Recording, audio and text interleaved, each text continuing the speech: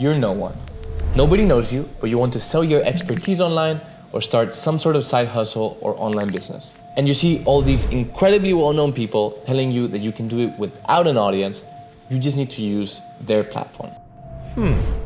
Well, I'm also no one, and I make tens of thousands of dollars selling online courses with no audience, and here's a plan so you can do the same. First, you have to decide what sort of courses you're going to teach. I recommend that you pick one of these 4 industries: graphic design, programming, marketing, or video creation. All of these are great because A, there's plenty of course topics that fall under them, and this way we'll make sure that we don't run out of things to teach. B, they have a low barrier to entry in that you don't need any fancy equipment or anything like that. This way we can make sure that we can start creating courses right away and as fast as possible. And C, the knowledge is easy to find and access. This way we can make sure that we can create courses even in topics that we're not experts in. So if you don't want to use any of the industries I mentioned, try to find one that matches the criteria that I just mentioned. Once you've picked an industry, you're going to create your own site and start marketing through ads and social media. Okay, just kidding. You're actually going to do none of that. Instead, we're going to make use of course marketplaces like Udemy and Skillshare. See, the beauty is that we're going to sell these online courses by using their audience instead of ours. Combined, these platforms have well over 100 million students. So all we need to do is create courses that have a good chance of success on these platforms. My strategy is to optimize courses for Udemy first and then just repost them and repackage them for Skillshare. So let's start with that. The first thing to do is find course topics where you have a competitive advantage. You hear that all the time, but what does it even mean? Instead of fighting for people's attention where everyone else is, we're going to find untapped opportunities. This means topics where people are showing interest, but other instructors have yet to fill those gaps. It's just supply and demand. We want to find topics that have the highest demand possible with the lowest competition possible. How are we going to find that, you ask? Well, luckily for us, Udemy gives us access to their Marketplace Insights tool. Here you can see how much search volume certain topics have, how many other courses exist, what keywords are bringing traffic, etc. It's amazing, and after releasing dozens and dozens of courses, here is what I recommend that you look for in a course topic. Percentile above 70th, number of courses under 30, but the lower the better. The length of the current bestsellers is doable and realistic, so ideally they're shorter than 4 hours. The keywords actually match the course topic, so if the topic is Python, you want the keywords to be Python or similar things. Conversion rate is below 5%, and search traffic is above 50%. Of course, you can be a little flexible. If demand is lower than 70th percentile, but there's only 2 other courses, it might still be worth exploring. So spend some time playing with this and find some course topics that are good opportunities. I also have a full tutorial on this tool and a free guide with 100 course topics that you can get in the description, no opt-in or anything like that. All right, I know what you're thinking. Okay, dude, this is good, like real good, but I don't know anything about any of these topics. No problem. I've built 3 Udemy brands in the past year without knowing anything of any of the course topics that were taught on there before starting.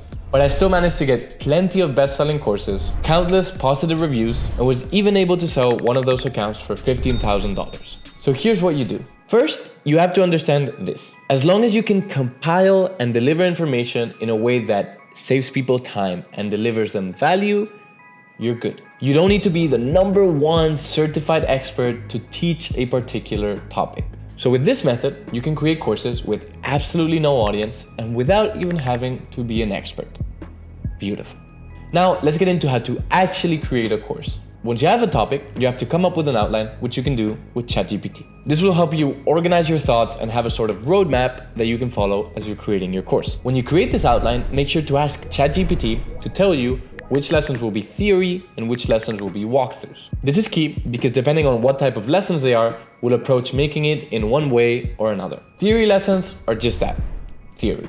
You explain concepts without necessarily showing anything specific on screen or without showing specific examples. So in a Java course, a theory lesson might be something like, why use Java in the first place? Walkthroughs, on the other hand, are sort of demonstrations. You're walking someone through a specific tool, concept, or exercise, and you're demonstrating how to solve that specific problem as you do it yourself on the screen or in person, whatever it may be. So in a Facebook marketing course, it might be a lesson like setting up your first Facebook ads campaign. Depending on your topic, the ratio of theory to walkthroughs will change, of course. So now you have your outline, you know which lessons are going to be theory and which ones are going to be walkthroughs, and now it's time to create them. By the way, if you're finding value in this and you'd like more of my help, you can book a free call with me in the description. For the theory lessons, assuming that you know little to nothing about the actual topic, the best way to go about this is to have a chat with ChatGPT or your favorite LLM that you always use for scripts. This way, you can educate it and tweak it as time goes on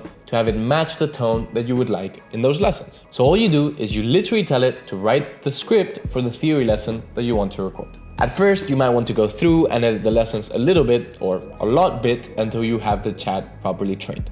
If you do that, make sure you put the script back into the chat so it learns from the edits that you're making and it can match the voice that you want. And with that, you'll be able to create all the scripts.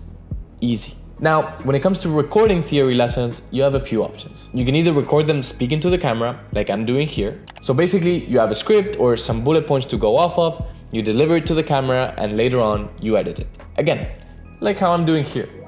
Pretty meta, right? If you're just starting out and you don't want to spend time or money editing the videos, there's a super easy, totally acceptable way that you can do in the beginning. And that's putting your screen onto a Google Doc and record yourself reading the script as you go through. When you do this, you can use your mouse to highlight certain things, you can have certain text be bold, and that way you can keep it engaging. You might think this is nonsense, but I paid $10,000 for a program where all the lessons were taught exactly like this. And no, I wasn't upset, I didn't care at all, because the value I wanted to get was in there, and so will yours. Lastly, for the walkthroughs, you also have a couple options. You can either watch a tutorial for whatever specific thing you're teaching and then replicate that tutorial in your own words. So let's say you're teaching a lesson on how to build a landing page on Squarespace. So you might watch a couple YouTube tutorials teaching just that, and then you make your own where you combine these ideas and you do it in your own style and voice. Or you could ask ChatGPT to give you a list of bullet points and you just follow them as you record the walkthrough. Or you could even ask ChatGPT to give you a full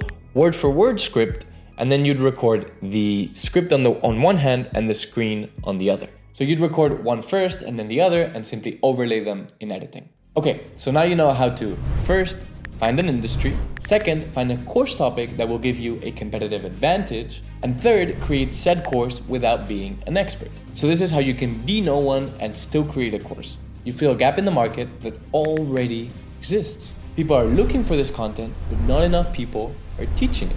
So you come in at the right time and boom.